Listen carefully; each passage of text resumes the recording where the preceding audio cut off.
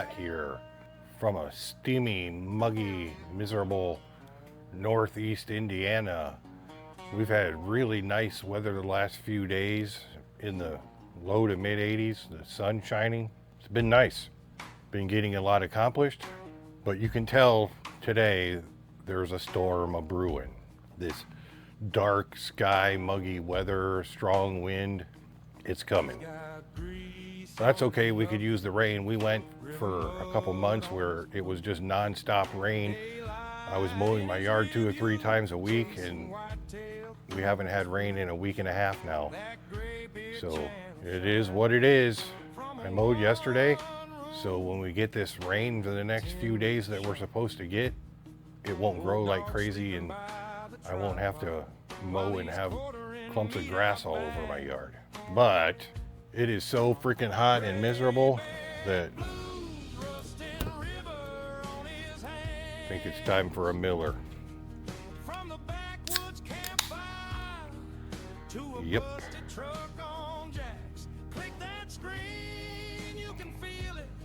Nice and cold. If you watch my videos and you pay attention in the background, there was a white refrigerator here. We've had that refrigerator for 25 years, and it became my beer fridge out here. And in the last month or so, it just wasn't keeping things cold. And this is just a spare refrigerator we had in the back room of the other garage. So it's now my beer fridge, and my beer is nice and cold again. And I'm happy, especially on a day like today, because it tastes good. So today, I have been working on my wood pile, getting prepared for this coming winter, moving some wood around, stacking wood, making new solutions for storing wood. That's what I do. I don't know why, it's just what I do. But I watched a few YouTube videos about solutions for storing wood, and I came up with a few videos of making out of pressure treated 2x4s, making a rack to store wood using some cinder blocks. So I gave that a trial. I made one yesterday. Stacked wood on it, a good pile of wood on it. It looked good. And about an hour ago, my neighbor texted me and said, "What happened to your pile of wood? It fell over." So I came home, and sure enough, I had to restack the wood. But I changed, there were some flaws in the design of it that I changed. I think it'll work out just fine now. But live and learn. Sometimes you have to make mistakes to learn from them. That's usually how we all learn. So revamped the design, restacked it, and I think we're good to go. I did record some video when I was outside. I didn't have a microphone. It's windy, so I haven't watched it yet to see what it sounds like, but I'll put it in here because it shows what I've been doing and the failure of my new storage system and how I revamped it. So I'll put that in this video now. Round number 2 of figuring out my new design for stacking firewood. The first one didn't work. Sort of worked until this happened. You can see when I originally built this, I had one block in the middle and the 2 blocks on the end. I added more blocks to keep it from sagging. And I think the biggest flaw in my design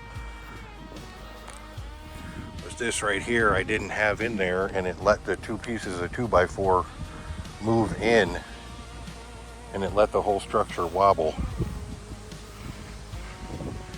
Trial and error. We'll see what happens this time. Let me get this restacked, and we'll go from there. There it is, all stacked up again. Looks good. I think it'll do much better this time with the extra bracing and supports.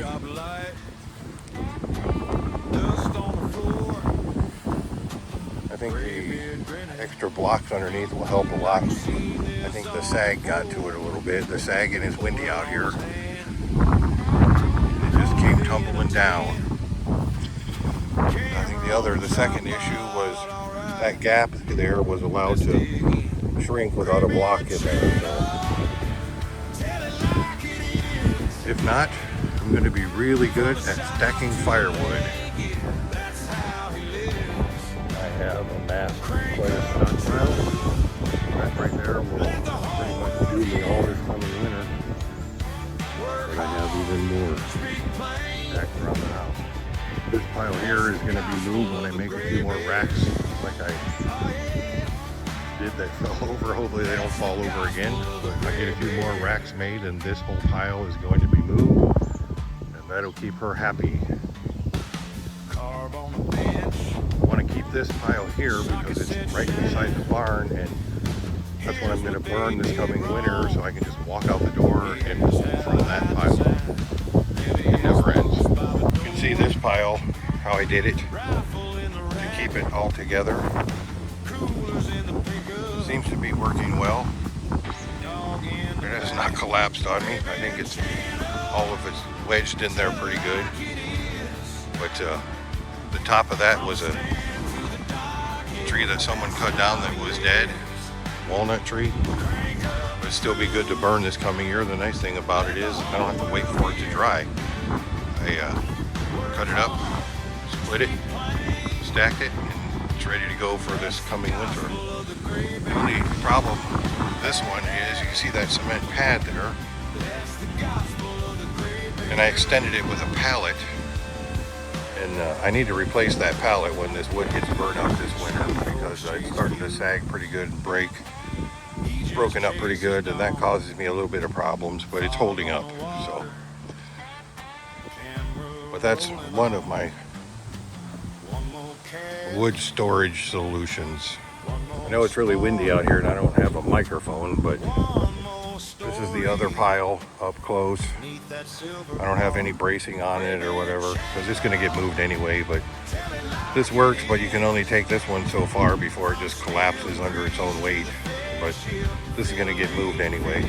So there's the 3 different solutions I have for storing wood. I live in town. I have a large yard, but I do live in town, so I want to make things look neat and orderly so my neighbors aren't complaining. When you burn wood, you have to constantly cut, split, stack, find ways and places to store wood. I try to keep my yard looking nice.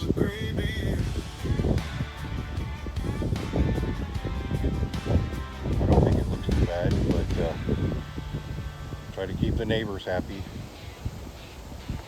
and still keep my wood piles. So for you guys watching that burn wood, cut wood, stack wood, store wood, what do? You saw in the videos the 3 different ways that I had wood stacked up, trying to keep it all together. Do you do something different? Let me know. Also, the wife and I made a purchase. At our age, we made a purchase for some new playtime this summer. Not a major purchase, but nonetheless, it should be an adventure. That's right, at our age, we bought kayaks. And we're gonna go and play in the lakes and rivers and streams this summer and have fun. I'm sure it'll be a learning experience. I've never been a kayaker ever. So I made sure to get one that was a little bigger, that would be a little more stable. There are both the same size. Mine is a fishing kayak. It's got a few more things to it. I don't know if I will really fish much out of it, but figured if I'm going to buy one, I might as well buy one that I could make into a fishing kayak pretty easily and carry things that I want in case I do decide to use it for fishing. We have a boat. We have a bass boat. You've seen the videos, but we thought kayaks would be fun. So who knows how that's going to go. I can tell you at first, I'm not going to be trying to take any video or anything from the kayak until I know that I'm stable enough in it that I'm not going to be holding my phone or a GoPro and flip over in the damn kayak and ruin my phone or my GoPro. But I'm sure they will come as I get better at it. But you're not going to be there with me. on the maiden voyage in the kayaks. Trust me, you won't be there. All right then. I just thought I'd make a video and check in and let people see what's been going on in my world. I've kind of cut back on posting videos so much anymore. I'm sure I'll get back into it, but just have a lot of things going on. Commit my time to rather than sitting here in front of a phone making a YouTube video. But we're about to be out and about doing a lot of things, fishing, kayaking, riding the motorcycle. We took a motorcycle trip the other day. We were gone for quite a while. I put the GoPro on the camera, or on the motorcycle. I did record some video of it, but something happened with the GoPro. It cut out like the middle part of it, which is the most interesting part. So I decided to scrap it, and I was gonna put out a video of it, but I didn't do it. So I'm sure I'll have some of that coming yet this summer. So till my next video, Graybeard saying, make sure you always take the time to tell those you love what they truly mean to you, because you never know when it just may be too late. Thanks for watching.